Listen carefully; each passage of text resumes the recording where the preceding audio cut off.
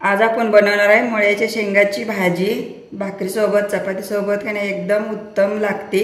आताच्या मुलांना भाजी नाही आवडत मुळ्याच्या शेंगाची, खरं जे वयस्कर असतात त्यांना खूप आवडते आणि एकदम चविष्ट होते। नमस्कार सर्वांना, स्वराज्य फूड हाऊस मराठी रेसिपीमध्ये आपल्या सर्वांचं खूप खूप स्वागत। तर आज आपण बनवणार आहे मुळ्याच्या शेंगाची भाजी। इथं मुळ्याच्या शेंगा मी धुवून निवडून शिने घेतलेले आहेत पाव किलो। त्याला लागणारं साहित्य: फोडणीसाठी तेल, जिरं, मोहरी, एक कांदा घेतलाय, अर्धा टोमॅटो घेतलाय, आलं लसूण पेस्ट अर्धा चमचा, कोथिंबीर, लाल तिखट 1.5 चमचा घेतलाय, कांदा लसूण मसाला आहे हा, गरम मसाला चिमटभर आहे, धने पावडर एक अर्धा चमचा आहे, जिरे 1 चिमटभर आहे, हळद 1 चिमटभर आहे, शेंगदाण्याचं कूट 1.5 चमचा घेतले, खोबरे खिसलेलं 1.5 चमचा घेतले, चवीपुरतं आपल्याला मीठ। तर आता आपण शेंगा बनवायला भाजी घेऊया। आपण पॅन गरम करायला ठेवलाय, आपण शेंगा त्या भाजून घेणार आहे। थोडंसं तेल आपलं गरम झालेलं आहे, शेंगा पण या भाजून घ्यायच्या, म्हणजे याची मुळ्याचा काही वास येते ते जरा कमी येतो। मग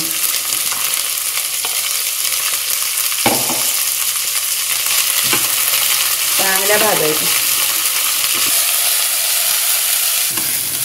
आता हे चांगले असे परतून घेतल्यात, आपण आता एका भांड्यात काढायचे। ह्या भांड्यात परत आपण तेल घालायचं फोडणीसाठी। तेल तापले तर मोहरी घालायची, जिरं,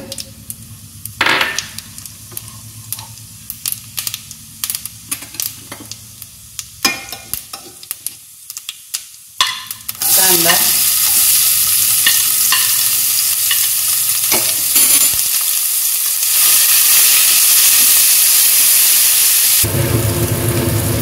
आलं लसूण पेस्ट, आलं लसूण चांगली पेस्ट परतली मग आपण हे टोमॅटो घालणार आहे। टोमॅटो घालायचं, थोडीशी कोथिंबीर, मसाले आपण सगळे घालून घेऊया। कांदा लसूण मसाला,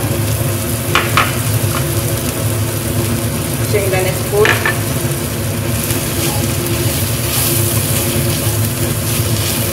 हे परतलेले आपण शेंगा घालायचे यात आणि एकदा चांगलं परतून घ्यायचं। आणि यात गरम पाणी आपण शेंग बुडेल एवढंच पाणी ओतायचं।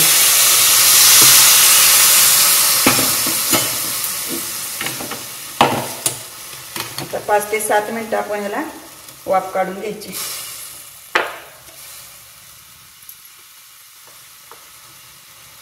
चवीपुरतं मीठ,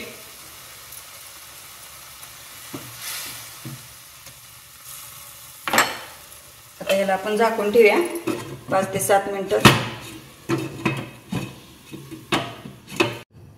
भाजी आपली आता शिजून तयार झालेली आहे। भाजी आपण काढून घेऊया, गॅस बंद करते। मुळ्याची भाजी आपली करून तयार झालेली आहे। वरून खोबरं जरा, कोथिंबीर।